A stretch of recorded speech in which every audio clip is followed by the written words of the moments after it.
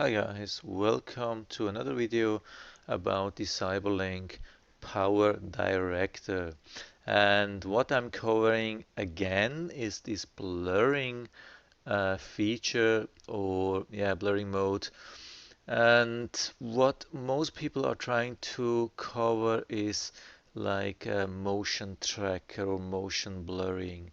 Like when you have a car, you have a plate and it's moving around and you have to cover. It's difficult when you have to do it like frame by frame or with another software which does not have a motion tracker. It's almost impossible. You spend a lot of time. Here with the Power Director, you have a motion tracker which works sometimes good, sometimes bad, sometimes not at all. And what makes it even more difficult if you have a non-moving part or a part which is moving into the screen and moving out. Something here like this message which popped up. When you go a little bit back, you will see. How can I mute this? Yeah, I think it should be muted anyway, so I keep going. So you see it popped in and I stop that again. So you see it comes in from right to left and moves out, and so it's actually always at the same location but it's moving in, moving out. So I've tried this about 10 times. So what usually people or power director suggest is click on the video or go to tools and motion tracker and add a tracker around here, and sometimes it works, sometimes it does not work good, and sometimes it does not work at all. Sometimes it's like driving around crazy. Yeah, so maybe once in 10 times it does the right things. So when I start this tracking, sometimes it's wobbling around. So it's absolutely crazy to use something like this to cover an area which is always, or to blur something which is always at the same location. And I've had so much trouble with this tracking tool, and mostly I have just things which are in the same location. Here actually it's something which is more or less the same location. I have to find it again. It's about 4 5. So here it is. So and now I found another option, luckily, and it seems to really work. I don't know why nobody else is covering this. Maybe it's not in the I think I mean I have been looking at the instructions. When you press F1, you find instructions. I mean help, and you can Google for, or you can search for blur, and the only thing you find is the tracker, motion tracker blur, and nothing else. But what I have found is this FX. I mean this effect room, and there is a lot of things. Sometimes some things are funny, some things are limited, but there is a new blue pixelator, and I just thought, yeah, why not give it a try? And so I dragged this thing down. So you have to put it on FX, of course, and now you see a big bubble of blur, which of course does not fit this area. So we try, I mean we can make it longer or shorter or whatever, that's good.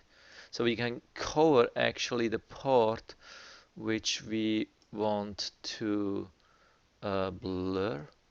So I have actually lost again the position, unfortunately. It's about here, I think. So I found it and made the area the yeah, the timeline a little bit larger, so you can just left click and drag to the right side, and just so you see the whole thing gets so a little bit zoomed in, and then you can take this cursor and as you have seen here, it disappeared. So hopefully I'll be able to move the start a little bit to the right. So that's enough actually. And we do the same at the end. Hopefully we'll see that. That's the end. So it's gone. Whole thing is gone. We click again on the thing, go to the right end, and that was not it. I don't know why this did not work. Maybe I have to a little bit work on that. But anyway, now it's covered the whole, it has covered the whole section from beginning to the end. But what we have not adjusted is the location. And so we double click on this blue thing, or I don't know the color. And here we can adjust some things. The width, we can shrink it because it does not have to be so big. And we want to have it about around, so I do the height about same, 43. And now we can adjust also the block size. That makes it a little bit interesting. Can have something like this, or almost no pixelation. So we can, yeah, we try with this one.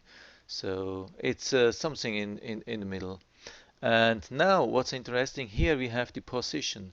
So we can click on the position and drag this red marker here down to the middle of the area which we want to cover and press OK. So let's check this again here.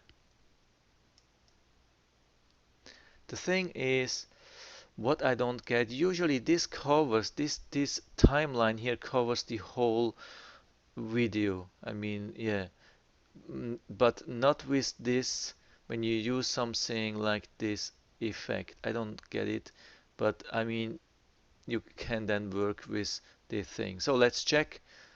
We go to the from left to the right, and as you see, everything covered nicely. So nothing to see, no names, no nothing. So absolutely awesome, and it's not moving. The blurring part is not moving around. We don't have to care about tracking or whatever, and it's definitely much faster. We can add a lot of these things. We can add even more of these pixelators.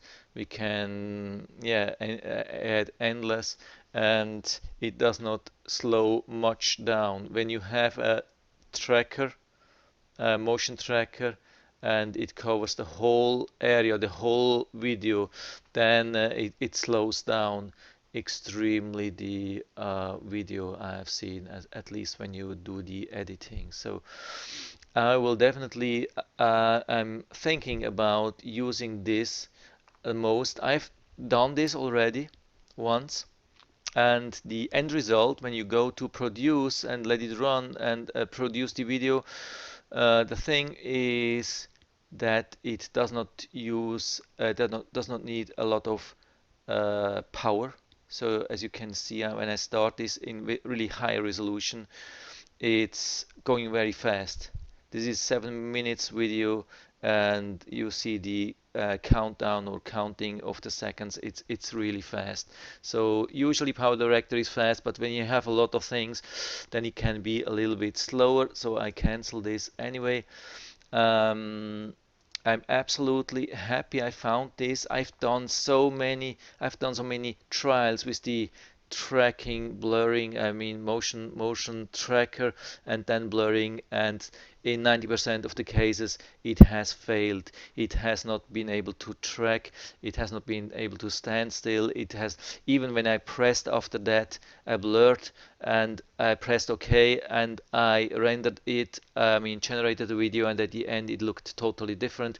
With this one, on the first trial, it came out 100% as intended. So that's absolutely awesome, and I hope it will be always like this. And so I will definitely use this instead of the motion tracker. So that's it for now. I hope I was able to help you a little bit with that. If you like the video, give me a thumbs up, subscribe my channel, and yeah, anyway, if you have any questions or comments, just write to the comment section below. I'm always happy to talk about these things, and thanks for watching. See you next time.